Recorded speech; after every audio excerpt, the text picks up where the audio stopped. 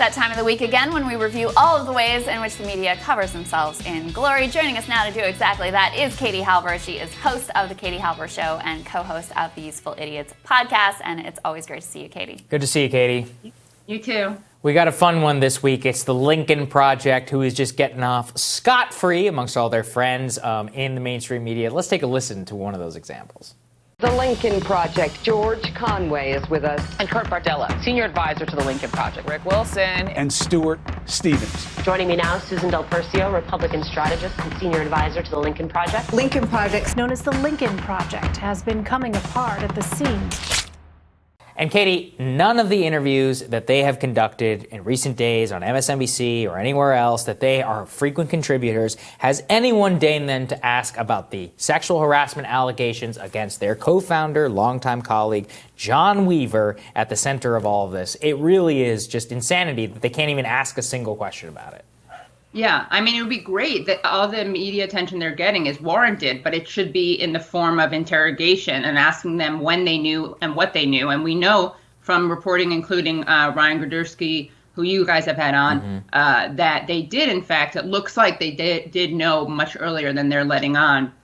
But it's really this, Bush administration to MSNBC pipeline that we see totally softballing these interviews, and they're not acknowledging it. It's really embarrassing. I mean, on top of this scandal, right, which you have this sexual harassment scandal cover up, and then you have really bullying behavior on the part of the Lincoln Project towards people who weren't even violating their NDAs. They were just talking to reporters, and they published their hacked tweets.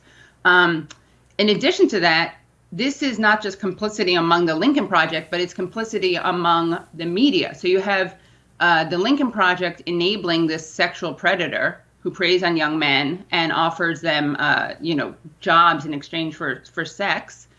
Then you have the media enabling these people who are enabling the predator. And it's very incestuous, obviously, and really ridiculously. The day that Steve Schmidt resigned, he wrote a 9-page letter that was very much about himself, and highlighted experiences he had gone through, including a religious conversion. I didn't even know. Welcome. He's Jewish, apparently. He converted. But it was just all about... Congrats, we don't Katie. want you, Congratulations. Yeah, I know. We'll pass. We'll pass. But it was amazing. It was all about him. And, his claim, I love this, the woke washing, his claim that he resigned to make room for a woman to be on the board. First of all, the board is dropping like flies, so I'm pretty sure there are a lot of vacancies. But the very night that he published this, really soul-searching, total deflection of a resignation letter, at the end of it, he goes, and you can watch me tonight on Bill Maher.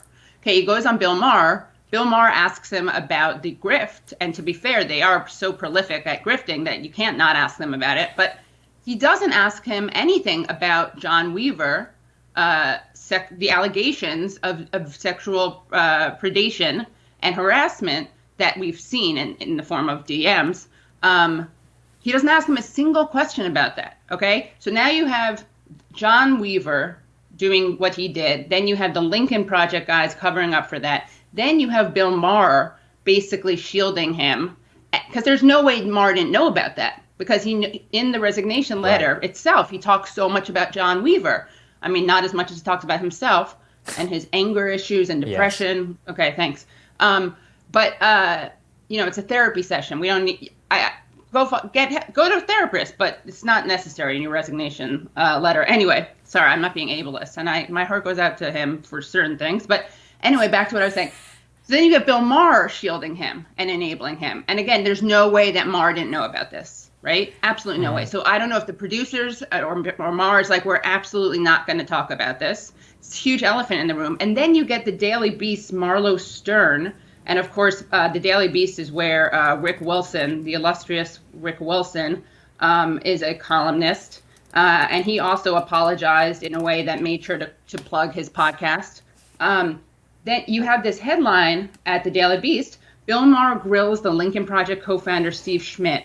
Where did the other money go? And it's true, he grills him on that, but it is a deafening silence when it comes to the sexual harassment, which of course is the scandal that, cause all these people to resign and step back from the project. So that was really infuriating. And I don't know if Marlo Stern at the Daily Beast, these are conscious decisions. I don't know how they're made. I don't know if it's if it comes from the top or people just know how to, don't want to bite the hand that feeds them. But yeah.